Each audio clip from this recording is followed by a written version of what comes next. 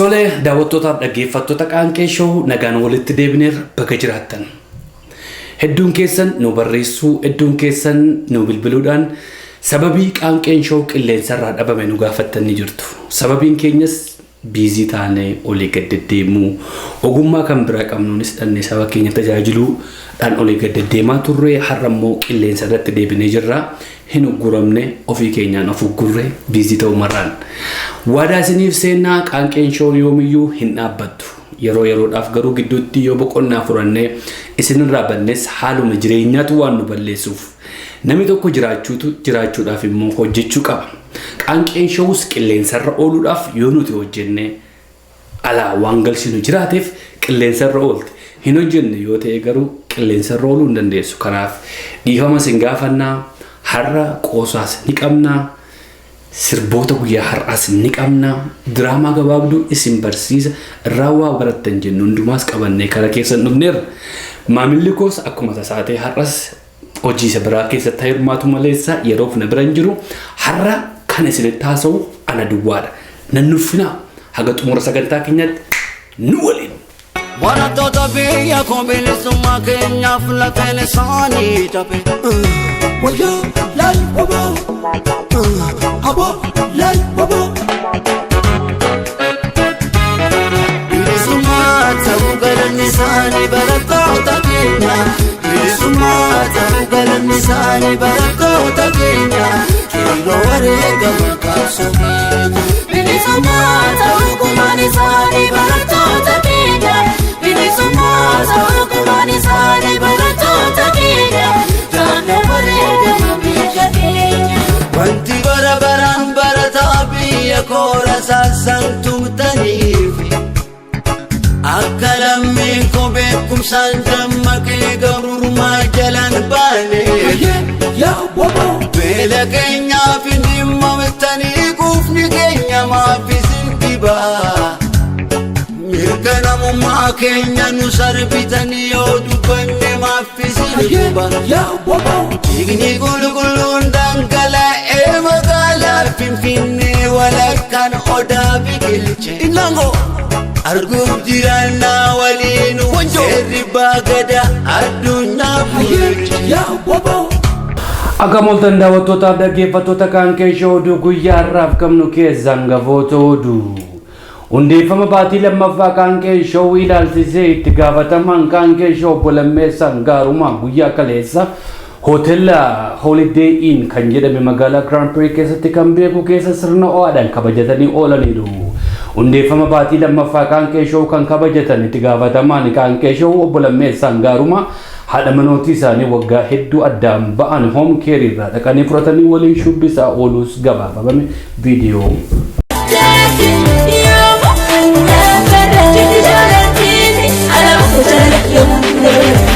Yalanuma kanada sumarumanko, marumanko,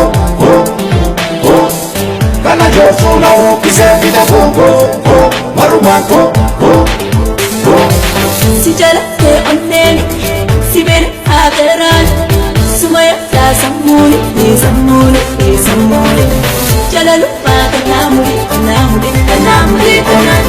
siti musoda juni. Kamfate dokfachuni Barjalala dugani Sumana gagaji suwajuni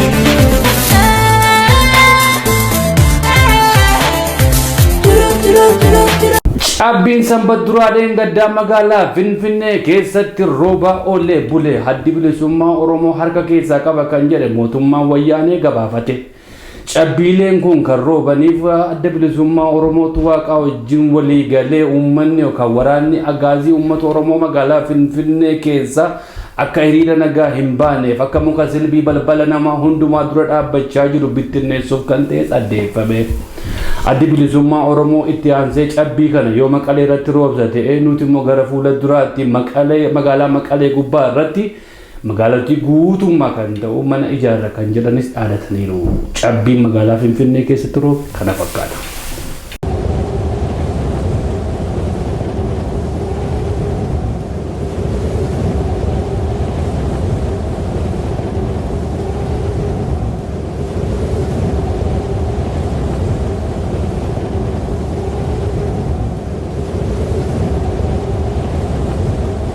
Jarra kana keessa ilma namaa miti qalameen namaan bulu kan nuffite qalamoonni biyya Afrikaa keessatti argaman yeroo ammaa kana namoota dudduuba goluun kaalchoon dhiitanii galagaggalchuu eegalaniiru.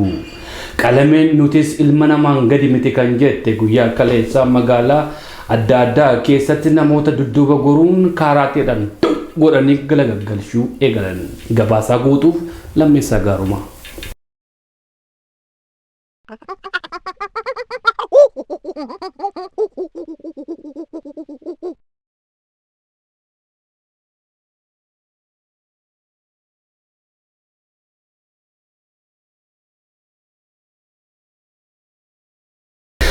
Dhaggeeffattootaaf daawwattoota Qaanqee Show guyyaa irraaf qabnu kanumaan akka torban yeroo biraa walitti deebinutti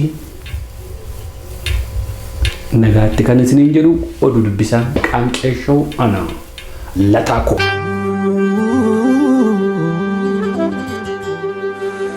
Gootni goota jallu Oromoo qofaadha. Gootni goota jallu Oromoo qofaadha. Finyaatu galfata uumasaa sodaadha. Nama hortee kuushi warra baadiyyaadha. Nama hortee kuushi warra baadiyyaadha. Kan hin beekne jira lammiin koonduu goota. Kan hin beekne jira lammiin koonduu goota. Seenarraa qoradhaa si warri saroota. Nama Oromoonni leencichi leencotayi. Nama Oromoonni leencichi leencota. Nurra bubbultullee barananii galta. Silaas biyyan qabdu jiraattuu duuteetta. Silaas biyyan qabdu jiraattuu duuteetta.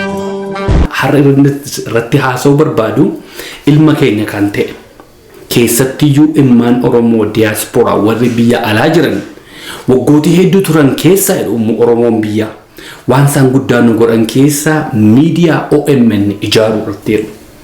Miidiyaa OMN ijaaruu irratti Oromoonni hedduun irratti dadhabdanii horii keessan irratti baastanii artistootis dhaqanii wallisanii warreen ogummaa adda addaatiin waan baay'ee irratti goone Oromiyaa Miidiyaa Neetworkiin ergi ijaaramte waggaa lammaffaasee guutteetti. Oromiyaa Miidiyaa Neetworkiin hojii gurguddoo hiriyaa hin qabne hedduus galmeessee jira. Oromiyaa Miidiyaa Neetworkiin har'a sun ijus boris ni hojjeta jennee itti abdii guddaa irraa qabna. Oromiyaa Miidiyaa Neetworkiin kan uummataati, kan kooti, kan keessan, kan hunda keenyaati. Yoomiyyuu jabeeffachuudhaaf dudduubatti hin deebinu. Oromiyaa Miidiyaa Neetworkiitti kan dhufe ija keenyatti kan dhufedha. Haa ta'u Oromiyaa Miidiyaa Neetworkiin qilleensarraa ergii uggurame maaliin akka ta'e egaa isaanumaaf dhiibna. Hirrina maallaqaa ta'uu mala, mootummaa Itoophiyaa ta'uu mala keessan beeku. Garuu Oromiyaa Miidiyaa Neetworkiin qilleensarraa nurraan dhaabbatee Oromoon biyya keessaallee Qaanqee Show yeroo itti gaafatu jira. Gaafachuu duwwaa miti. Maaliif Oromiyaa Miidiyaa Neetworkii irratti sagantaa keessan nuun dabarsitan kan jedhus Oromoon baay'ee nu gaafata. Oromiyaa Miidiyaa Neetworkiin baatii sadan kana qilleensarraa urguramteef isaaniin gaafachuuf carraaqii godhee yeroo hedduu bilbilee argachuu hin dandeenye. Directorri Oromiyaa Miidiyaa Neetwork obbo Jawaar yeroo biyya keessan jiranii biyyarra olii gad deddeemuu fundraisingii waggaa lamaaf godhaadhuma jirutu walirraa hin ciccitin marsaadhuma lamarra sadiirra lafa deemee jira. Utuu Oromiyaa Miidiyaa Neetworkiin hin eegaliin duras waggaa tokko dura almost gara waggaa sadiif utuu hin dhaabbatin biyyoota haga Afrikaa keessatti deemaa jira. Kanaaf obbo Jawaarin argachuun baay'ee ulfaataadha. Obbo Jawaar galii Oromiyaa Miidiyaa Neetworkiif galchuuf tattaaffii isaan gochaa jiran hedduu baay'ee waan nama gammachiisudha. Oromiyaa Miidiyaa Neetworkiin qilleensarraa kan dhabamee fi dadhabbii uummata keenya Oromoo komannamoo itti gaafatamoota warra OMN kana komannamoo lafa gaafannu hin qabnu. Baay'ee nama rakkisa. Kana jennee wanta Oromoon gaaffii kana gaafattan isiniif deebisu dattulfaachaa jira. Gaa uummati Oromoo eegaa jira. Saatalaayitiin kuni qilleensa irratti deebi'ee Oromoo biyya alaa biyya keessaa walitti fiduu hojjechuu qaban jira. Ani sanyii leencaati jirti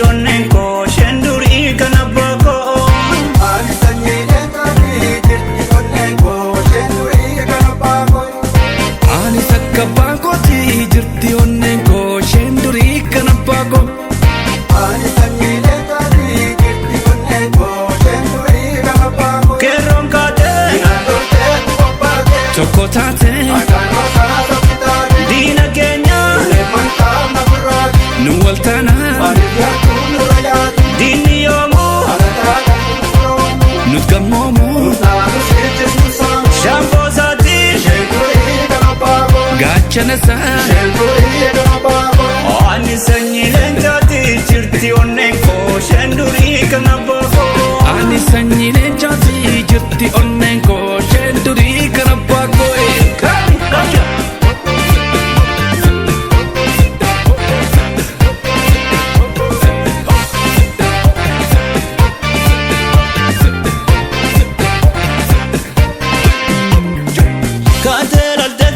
Sababia Lolle dargana bilisumma Umata waqti be badi gadina mada umore disulata Alaga numbitu dunetu wargam namadu dalti yatuna maya Olofe gadofe marachi sabombi umore disulata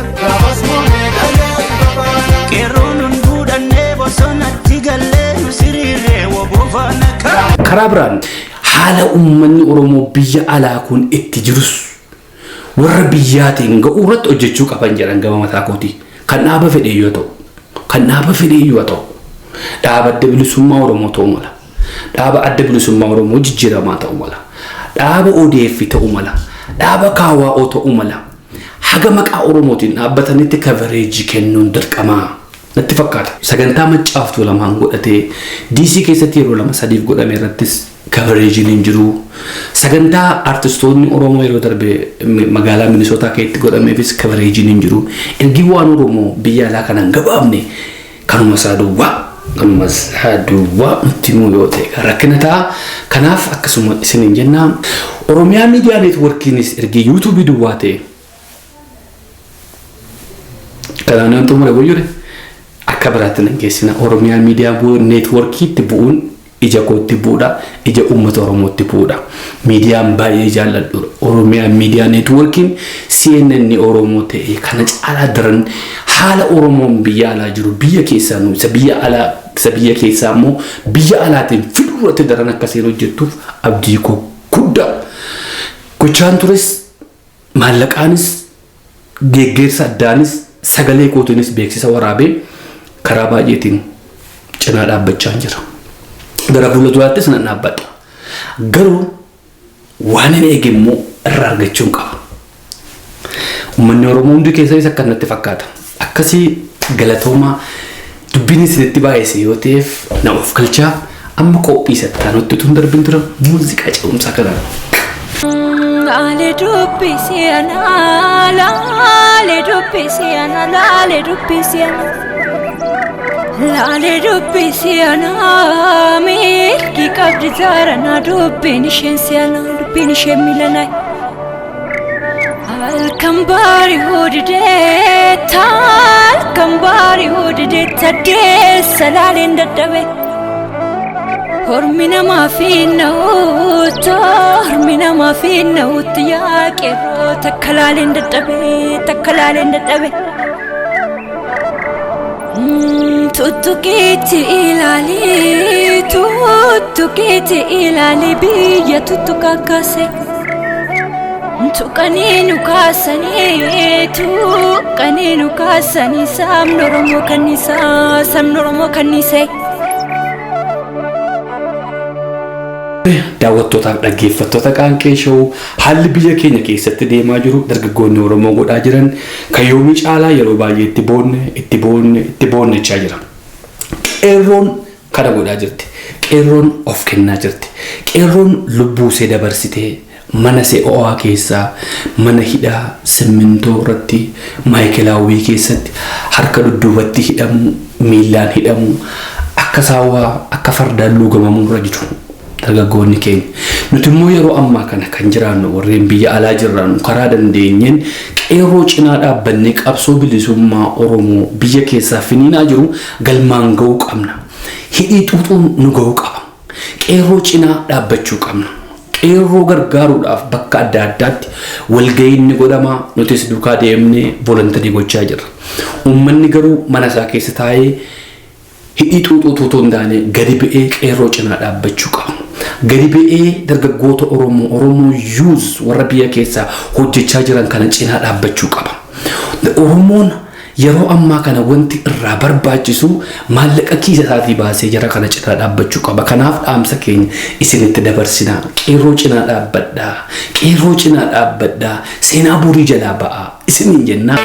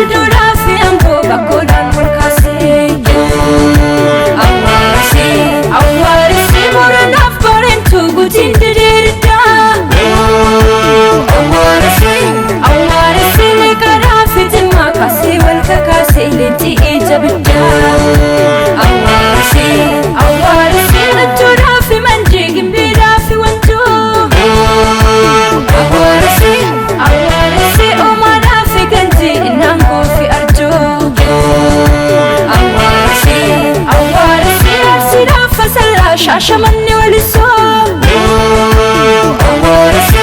awarasi mul'oodhaaf mata qalbeekiidhaaf ijaarsu awarasi.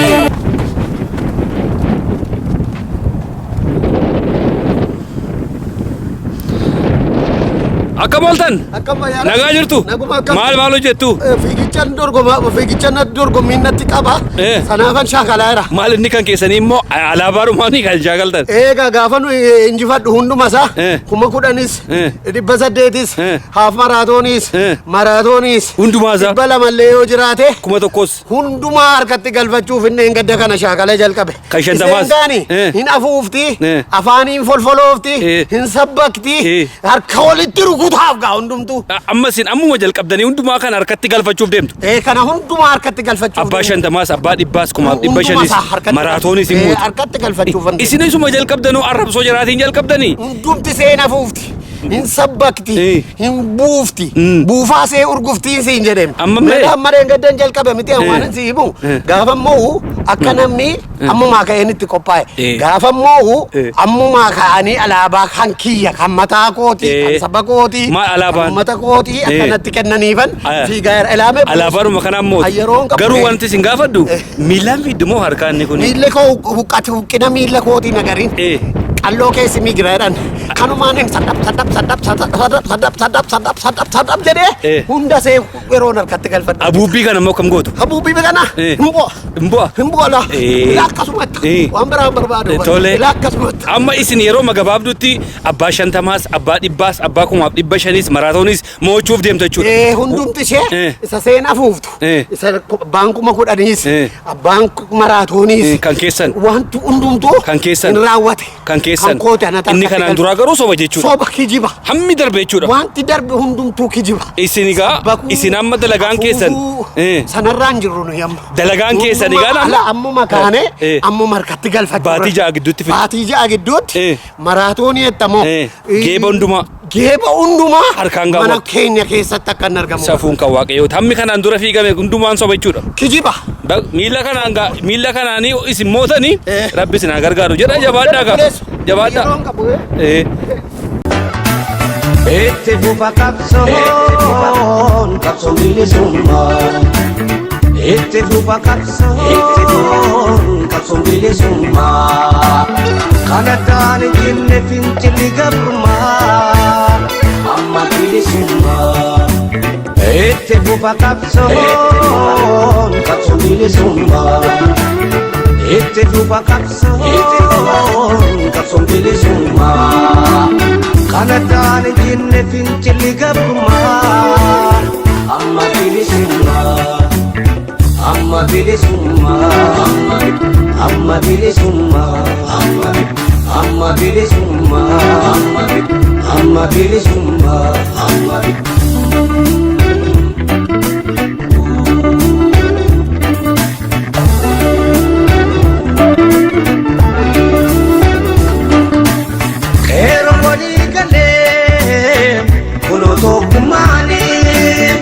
Arkota gabrummaa onkoltu fiddaani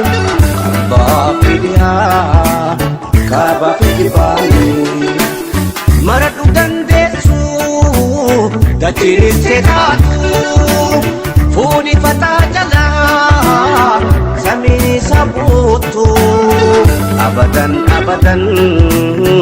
ibiddaa fi jiddiin wajjin jiraatu walirraa fagaatu itti biqiluu qabsoo bilisummaa itti biqiluu qabsoo bilisummaa. Galatooma nagaatti nuuf jiraadhaa. Qaanqeen Show ammas deebiteetti torban dhufus waan haaraa qabannee hamma isiniif dhiyaanutti nagaatti nuuf turaa isiniin jenna.